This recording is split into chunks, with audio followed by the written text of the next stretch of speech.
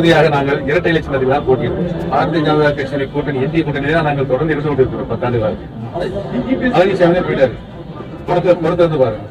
அதாவது எங்களுக்கு எல்லா தீர்ப்புகளும் முதலிலிருந்து இன்று வரை எடப்பாடி பழனிசாமி எல்லா தீர்ப்பும் தற்காலிக தீர்ப்புகளாக தான் வழங்கப்பட்டிருக்கு.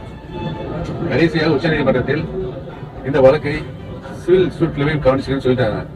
ஆக இதற்கு முன்னால் வழங்கப்பட்ட எந்த தீர்ப்புமே பைண்டிங் ஆகாது. சிவில் சூட்ல வழங்கப்படுகின்ற தீர்ப்பு தான் இறுதியாக உச்சநீதிமன்றம் சொல்லியிருக்காங்க. எந்த நிலையிலும் இபிஎஸ்ஐ யாரும் நம்ப தயாராக இல்லை என்ற சூழ்நிலை இன்றைக்கு அரசியலில் ஏற்பட்டிருக்கு. ஏன்னா அவரை யாரெல்லாம் அவருக்கு நல்லது செஞ்சார்களோ அவர்களுக்கு நன்றி இல்லாமல் அவர் நடந்து கொண்ட காரணத்தினால் கட்சிகள் அவரை நாடி செல்வது தவிர்க்கப்பட்டு வருவது.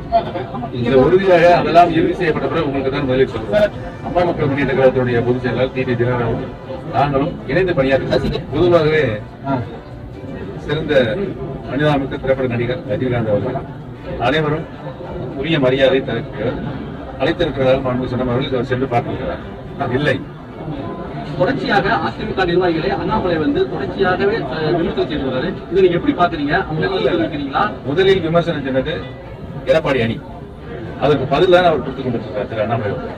கடந்த ஒரு வாரத்துக்கு முன்னாடி புதுச்சேரி வந்த சிவி சண்முகம் ஓபிஎஸ் செல்லாத காசு அவர் ஒரு பெருந்தாயிட்டப்பா அப்படின்னு சொல்லியிருக்காங்க. இதை எப்படி பாக்குறீங்க? இது எனக்கு என்ன கருத்து இருக்கு?